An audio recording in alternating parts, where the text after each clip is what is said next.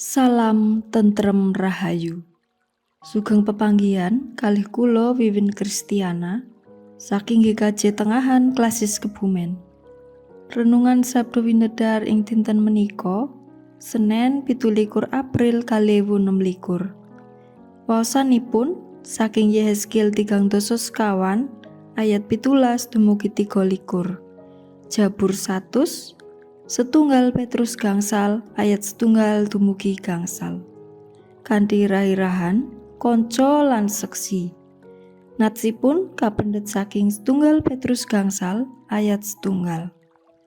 Para pinituwa kang ana ing antaramu iku dak pituturi. Amarga aku iki dadi kanca pinituwa sarta seksine sengsarane Sang Kristus. Petikan seratipun Rasul Petrus ingkang isi pitutur menika katujukaken dhateng para pinisepuh ing pasamuan wonten ing tlatah Pontus, Galati, Kapadokia, Asia Kecil lan Bitinia. Saderengipun pitutur kaparingake, Rasul Petrus nerangaken menggah sinten dirinipun. Wonten ing ayat setunggal, Rasul Petrus menika ugi setunggaling pinisepuh. Rasul Petrus ngrumaosi bilih dirinipun sami kalian para pinisepuh sanesipun. Boten langkung inggil, boten langkung pinter.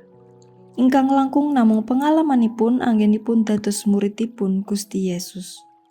Mliginipun piyambakipun saestu nekseni sengsaranipun Sang Kristus. Kita temtu kengetan sinten Petrus menika. Petrus menika murid ingkang kendel, nate napak ing toya, ngunus pedang merung talinganipun Malkus. Nyelaki Gusti Yesus ngantos kaping 3. Rasul Petrus paring pitutur supados para pinisepuh sami nindakaken ayahanipun ngengen para warganing pasamuan kanthi legawaning manah laras kaliyan kersanipun Gusti Allah.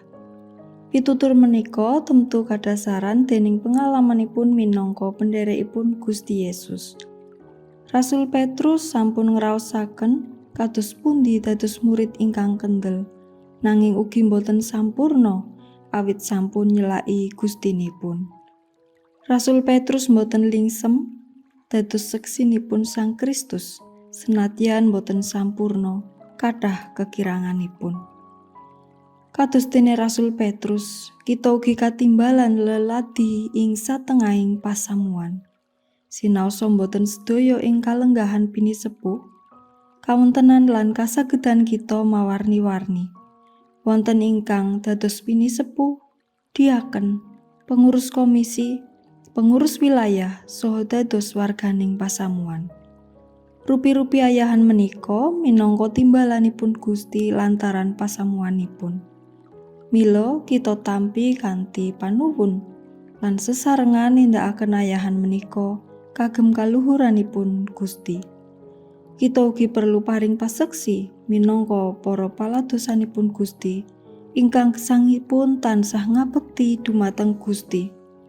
Srana mekaten, pasamuan saged kabangun. Gusti berkahi. Amin.